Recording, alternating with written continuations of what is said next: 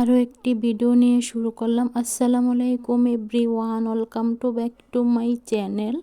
দূরে কাছে যে যেখান থেকে আমার ভিডিওটা দেখছেন, আশা করি আল্লাহর রহমতে সবাই ভালো আছেন। আলহামদুলিল্লাহ, আপনাদের দোয়া এবং ভালোবাসা আমরাও ভালো আছি। প্রতিদিনের মতো ছোট্ট একটি ভিডিও নিয়ে শুরু করলাম। আজকের ভিডিওটা বাহিরের দৃশ্য দিয়ে শুরু করেছি। তো আফুরা, বলে তো দিলাম আমি ভালো আছি, আসলে আমি কিন্তু ভালো নেই, আমার শরীরটা বেশি একটা ভালো নেই, তার জন্য বললাম কথাটা। বেশিরভাগ ক্ষেত্রে না আমি ভিডিওতে বলে থাকি যে আমি ভালো আছি, আদৌ কিন্তু আফুরা আমি ভালো নেই, আমার শরীরটা ভালো নেই। গতকাল রাত্রে আমার প্রচুর শরীর খারাপ হয়েছিল, মাজার থেকে এসে তলপেটে ব্যথা করছিল, আবার চিনচিন করছিল, বুঝতে পারছি না কেন এরকম হচ্ছে।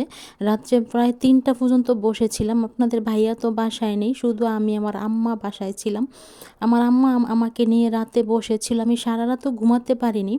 আমার যেরকম মাজা ব্যথা ছিল এরকম তলপেটে ব্যথা ছিল, এত ব্যথা কি বলবো, আমি পারি না যে ফ্লোরে পাকার ভিতরে গড়াগড়ি খাই, এরকম অবস্থা আমার মনে হয়েছে যে আমার জীবনটাই বাড়িয়ে যাবে, এতটা কষ্ট হচ্ছিল কি বলবো আফুরা। বাসায় কোনো পুরুষ ছিল না, আপনাদের ভাইয়া বাসায় নেই, শুধু আমি আর আমার আম্মা একা বাসায় ছিলাম।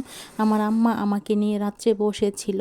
এতটা পরিমাণে মাজা তলপেট ব্যথা করেছিল যে আমি এখন আমি যে ভিডিওতে বয়সটা দিচ্ছি, আমার মনে হচ্ছে যে পেটের চামড়াটা ব্যথায় ফেটে যাচ্ছে, এরকম এখন ব্যথা লাগছে। তার জন্য বললাম। আরেকটা কথা কি জানেন আফুরা, যার ভরসায় যার বাড়ির কাছে আমি আসলাম ভাড়া, সেই মানুষটা আমাকে এখন ফিস দিয়ে দিয়েছে এই সময়। জানেন আফুরা, সে কিন্তু জানে যে আপনাদের ভাইয়া বাসায় নেই, বা আমার মা আমাকে নিয়ে একা বাসায় আছে, কোনো কিছু হলে কিন্তু আমার মা কোথাও যেতে পারবে না। তারপরও কিন্তু সেই মানুষটা একবারের জন্য খোঁজ খবর নেয় না। আমার খালি একটাই কথা, সে যদি আমাকে ফিস দেওয়ারই ছিল বা আমাকে দেখবে না, তাহলে সে কেন বলল তার বাড়ির পাশে ভাড়া আসার জন্য? তাহলে তো আমি তার বাড়ির কাছে ভাড়া আসতাম না, আমি অন্য কোথায় চলে যেতাম ভাড়া। এখানে এখানে এসে মরার থেকে তো অন্য কোথাও গিয়ে মরাটা অনেক ভালো ছিল, তাই না বলুন আফুরা? আমি যার কথা বলছি সে কিন্তু আপনাদের ভাইয়ার একদম কাছের একজন মানুষ। আপনাদের ভাইয়া কিন্তু তার কথায় উঠে এবং বসে, সে কিন্তু কোনো পুরুষ না, সে মহিলা। তার জন্য বললাম কথাটা। অনেকে হয়তো বা ভাবতে পারেন যে আমার ফ্যামিলির থেকে, হ্যাঁ, আমার ফ্যামিলির থেকে কেউই নাই আমার জন্য, শুধু একমাত্র আমার মা আছে, আমার ভাই নেই, বোন নেই, বা আমার কেউই নেই, কেউ থাকলেও কেউ আসবে না আমার জন্য।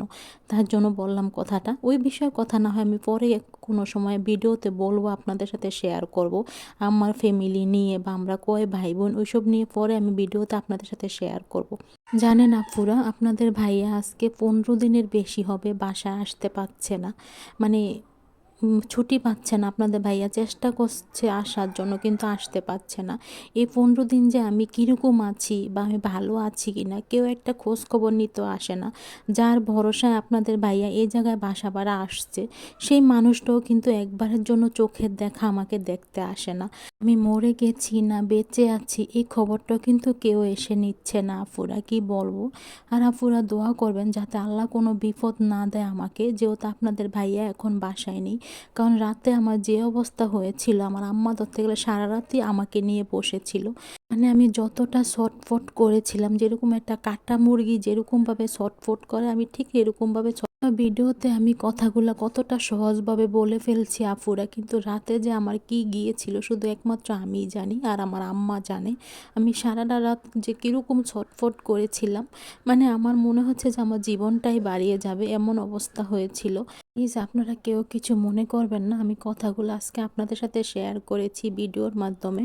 ফুরা ভাইয়ারা, আপনাদের কাছে আমি বেশি কিছু চাই না, আপনারা শুধু আমার জন্য দোয়া করবেন যাতে আমি সুস্থ থাকি, যাতে আমার বেবিটা সুস্থ থাকে, আল্লাহ যাতে সুস্থ সবলভাবে ওকে দুনিয়াতে পাঠায়, শুধু এই দোয়াটাই আপনারা করবেন।